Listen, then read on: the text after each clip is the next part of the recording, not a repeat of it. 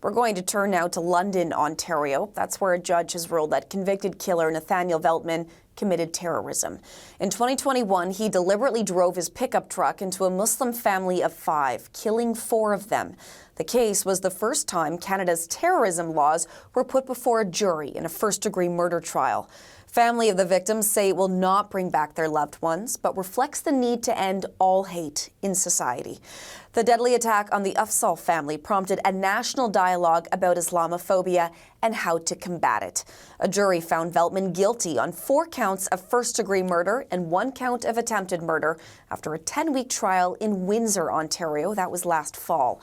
He will face life in prison with no chance of parole for 25 years. The mother of Medea Salman, one of the victims, spoke about the ruling and about confronting all forms of hate in society. It will not bring back what was stolen. It will not mend the fractured pieces of our lives, our identity, and our security. For us, the journey of healing continues. The scars, physical and emotional, will remain.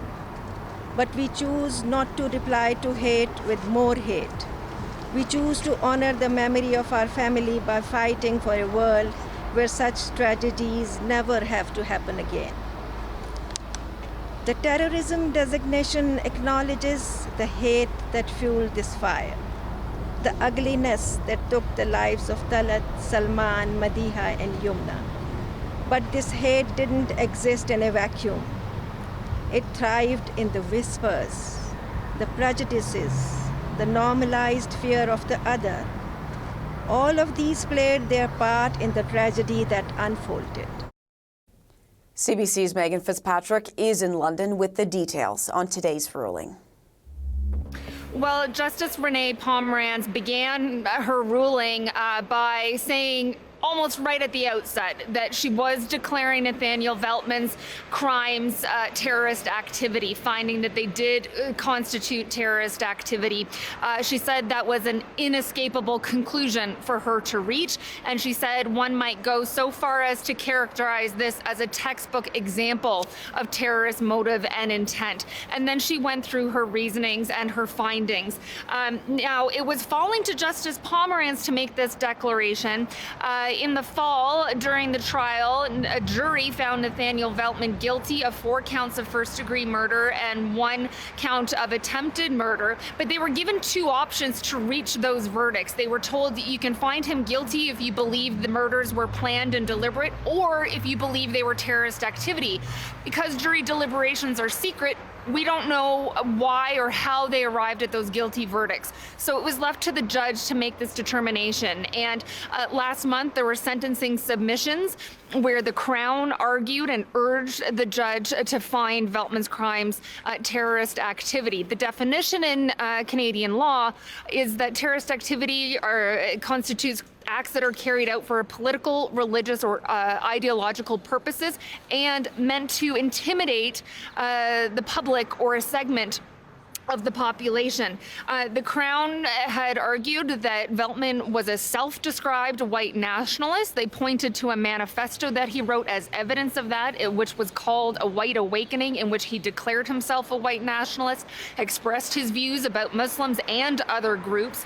He wrote in that manifesto about wanting to make life uncomfortable for Muslims so they would leave the country, and that he had hoped to inspire other murders and instill fear in Muslims. His defense lawyers had argued that while Veltman might hold racist or offensive beliefs, that they were not bound together in an ideology. They argued that he didn't disseminate his manifesto, that he didn't explicitly advocate for violence in those writings. They had tried to argue that the Crown had not proven the case beyond a reasonable doubt that it was terrorism, but the judge in her ruling rejecting the defense's argument, saying she was not left with any doubt that this was terrorist activity. She said the elements for terrorism were amply proven.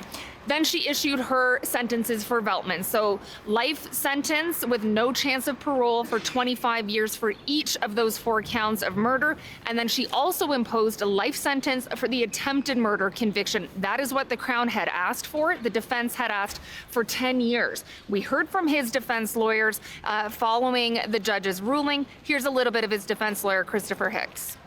We haven't really considered it extensively, but as I said, it was a long trial. It was a difficult trial. There are many challenges. There are many issues raised. So there are elements of an appeal are present in this trial.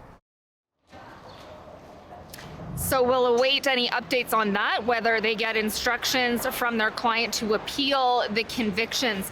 Now, the designation of terrorism doesn't impact those sentences. What it could influence is what program or counseling he might be offered while in prison, and when he is up for parole, again, years and years from now, the terrorist finding will be a factor there. The judge went out of her way in the ruling to talk about terrorist activity, the consequences of it. She also wrote that it was sobering to contemplate the impact of social media, the internet, and the dark web. She said, again, in this case, Nathaniel Veltman did not join an organized terrorist group. He was a lone actor who consumed hate-filled right-wing ideology largely on the internet. She said that is where he drew a lot of his rage from. And she said at one point in her ruling, the tentacles of hate can reach a broad audience when they are merely a click away. So again, finding that this was terrorist activity, this case setting a precedent in Canadian law. It was the first time these terrorism offenses had been put before a jury where the Crown was alleging that the terrorist activity was white nationalist ideology. And what reaction, Megan, has there been to today's ruling? Well, we've heard from his defense lawyers. We also heard from the Crown lawyers who prosecuted this case. When they spoke to reporters following the ruling, they called it an important ruling. Sarah Sheikh also saying she hopes it brings some sense of justice and comfort and closure to the loved ones of the Afzaal family, to the London community, to the Muslim community, and to all Canadians. We also heard from several of those loved ones who have been here throughout the trial. We're in Windsor where the trial was held, and then the sentencing hearings as well. We heard from Madiha's uncle about this idea of closure. Here's some of what he said. Just a chapter. It's not the whole book is not closed. There are so many people who will daily go through some element of June 6th that their closure is not possible. What is possible is to channel June 6th into positive change.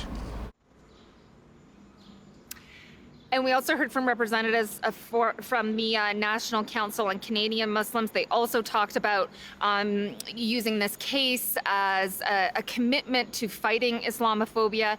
They called the ruling and today's hearing that there was a sense of relief, but also heartbreak, because what is on everyone's minds in the courtroom, the representative said, are the people who died, whose lives were taken, and the little boy who survived but lost his parents, sister, and grandmother in the attack. Take a listen to what a representative of the NCCM said, talking about the relief that was felt in the courtroom, but also the sadness. This entire community, one that I grew up with, forced for weeks to listen to gruesome evidence, as well as arguments from the defense that bordered at times on the absurd and the offensive. I hope that Canadians across the country have been paying attention. I hope that we are all troubled by the country that we have become. I also hope that we are perhaps finally ready, after today's sentencing, to see white supremacy as being capable of terrorism, a textbook case in Her Honour's work. And when we heard from Madiha's mother, she was talking about not replying to hate with a sense of hate. Again, channeling these emotions into something positive. She said they will honor their loved ones by fighting against Islamophobia.